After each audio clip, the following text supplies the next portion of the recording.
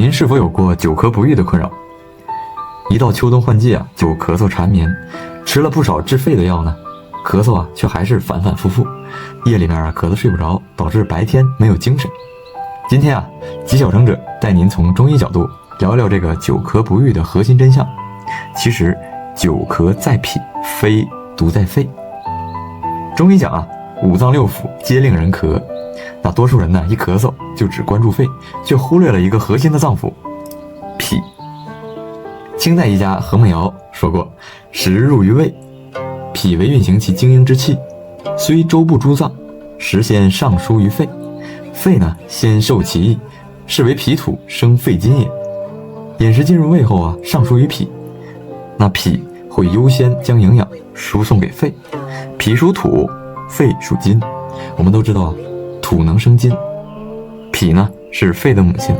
如果母亲的脾虚弱，那自然就无法把精微物质啊传输到肺，那肺呢就难以强健。我们都听过这样一句话吗？子能令母实，母能令子虚。那如果作为母体的脾胃虚弱就会导致肺失于濡养，那我们的肺脏也会偏虚，就会出现这种气虚状态的咳嗽。所以在调理上啊，虚则补其母，在关注肺脏啊，用止咳化痰药的同时，也要同时健脾助阳这样才能达到治疗咳嗽的根本作用。我们再从宗气和卫气二气相合的角度给大家再剖析一下，也算是带大家复习一遍中医基础理论大家拿小本本记下来。上面咱说了脾为后天之本，气血化生之源，其化生的精微物质是肺气的物质基础。那另一方面呢，肺吸入的清气和脾胃化生的水谷精微之气相互结合，在胸中的气海凝聚化生，成为宗气。宗气者，贯心脉而行气血，走息道而思呼吸。那这一过程也离不开脾胃的支持。要是其运化无力，那只有自然界的清气部分就会导致宗气偏虚弱，难以达到气血运行的作用。然后是胃气灵书中说，胃气者，所以温粪肉充皮肤，肥腠理撕开合者也。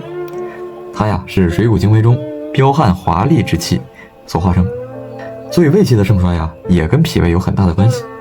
这两种气都受脾的影响。若是脾失健运，水谷精微不足，那宗气就会化生困难了，对吧？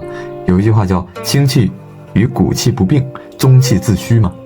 宗气如果少了，这个人呢就会表现出一种虚弱的状态，像气短乏力咳嗽伴有心慌心悸的症状。同时骨气不充，则胃气衰，胃外不顾就会出现自汗恶风、鼻塞咳嗽这种症状，而且更容易外感。这也就是我们说的免疫力比较差，一有风吹草动就会中招。而且这两个气之间呢也会相互影响，这是它们的关系。如果我们宗气虚行气血无力，就会导致胃气的运行受阻，难以到达肌表，形成防御的作用。而胃外不足更容易受外邪，进一步加重脾的虚弱，那就会痰湿内生。第二个呢，就会导致我们的肺失于宣降，出现气机逆乱。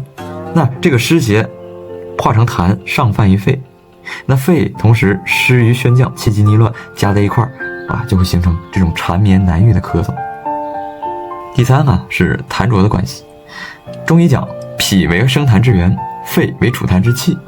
那脾如果失于运化水湿的功能，水液在体内泛滥，蕴结粘滞成痰，这些无形的痰湿上犯于肺，就形成我们能咳出的有形之痰，会出现咳嗽痰多、缠绵不愈的状态。